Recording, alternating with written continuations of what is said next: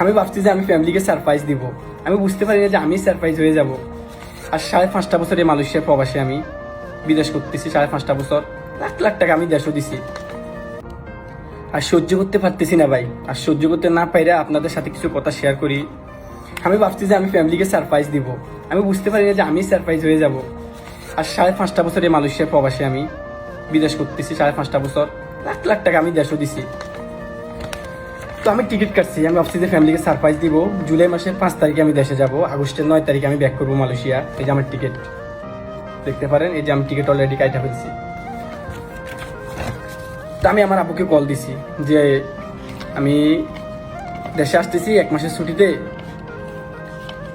Ticket কাটার পর যে আমি সারপ্রাইজ দিব যে আমি টিকিট কেটে ফেলছি, আপনারা একটা গাড়ি ঠিক করেন, আমি দেশে আসতেছি।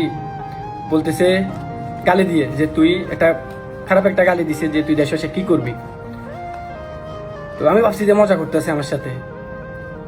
তারপরে দেখতেছি আমার ফ্যামিলির সবাই আমাকে মানে চিল্লাইতেছে তুই দেশে এসে কি করবি, এখনো আমাদের 1-1.5 লাখ টাকা দিন আছে, তোর বোনকে বিয়ে দিছি, টাকাগুলো কে শোধ করবো, তুই ফ্যামিলির জন্য কিছুই করতে পারছ না এখন পর্যন্ত, তুই দেশে আবার লাগে পাগল হয়ে রইছস।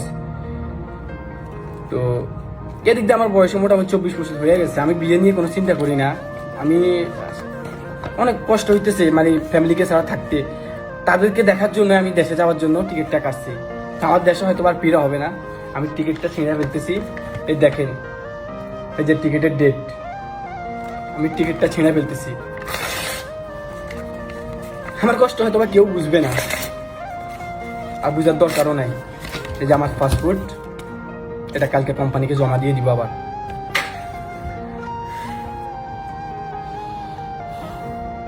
আমি মালয়েশিয়ার ইঙ্গিত 1900 টাকা দিয়ে টিকিটটা কাটছি, বাংলার প্রায় 50,000 টাকার মতো। দাদুর জন্য এত কিছু করার পরও তারা বলতেছে আমি তাদের জন্য কিছু করিনি। বোনের বিয়ে, একতলা একটা বিল্ডিং, ছোট ভাইকে আমি সৌদি পাঠাইছি, ঘরের সব মালামাল সবকিছু আমার টাকা কিনছে, তারপরে বলতেছে আমি কিছু করি নাই। আমার নিজের টাকা ঋণ করে আমি এসে আমার নিজের টাকা শোধ করছি। আমি 5.5 লাখ টাকা নিজের টাকা আমি শোধ করছি। তারপরে বলে যে আমি তাদের জন্য কিছু করি নাই। আমি তাদের জন্য কিছু করি নাই, কিছু করি নাই আমি তাদের জন্য। তাহলে আমি 5 বছর টাকা কি করলাম? প্রতি মাসে আমি 150 টাকা দিছি। আমি না খাইও আমি 150 টাকা দিছি। একটা ঈদের দিন আমি ছুটি কাটাই নাই। একটা ঈদে আমি ছুটি কাটাই নাই। মালয়েশিয়া আমি 11টা না 13টা আমি ঈদ করছি। একটা ঈদে আমি ছুটি কাটাই নাই, খালি পরিবারের জন্য। আর সে পরিবার বলতেছে আমি তাদের জন্য কিচ্ছু করি নাই। আমি 1 মাসে টাকা কম দিছিলাম, বলছিল যে তুই টাকা কি করস, তুই টাকা সবগুলো দেশে যাস না কেন। ওই মাসে আমার অসুস্থ ছিল। এই মাসের আগের মাসে আমি অসুস্থ ছিলাম। আমার প্রায় বাংলা টাকা, প্রায় 14-15 হাজার টাকা আমার মানে খরচ হয়েছে আমার অসুস্থতার পিছনে। তারা বলতেছে যে তুই রাত্রেবেলা ঘুম যাস না ঠিক করে, তুই ডিউটিতে ঠিক করে যাস না, এই বাবু কি বিদেশ চলে। মানে আমার ফিলিংটা, আমার কষ্টটা, আমার মনে ফিলিংসটা তারা একটা আবার বুঝে নাই। আর এখন আমি 5 বছর পর আমি দেশে যাওয়ার জন্য টিকিট কাটছি। তারা বলতেছে আমি দেশে যাই কি করবো। আসলে প্রবাসীদেরকে কেউ বুঝে না। কার জন্য এত কষ্ট করছি, কার জন্য এত কষ্ট করছি।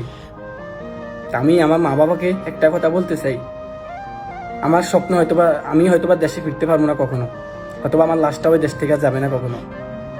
তবে মনে রাখেন, আমি আপনাদেরকে দেখার জন্য টিকিটটা কাটছি। খালি তোমাদেরকে দেখার জন্য টিকিটটা কাটছি।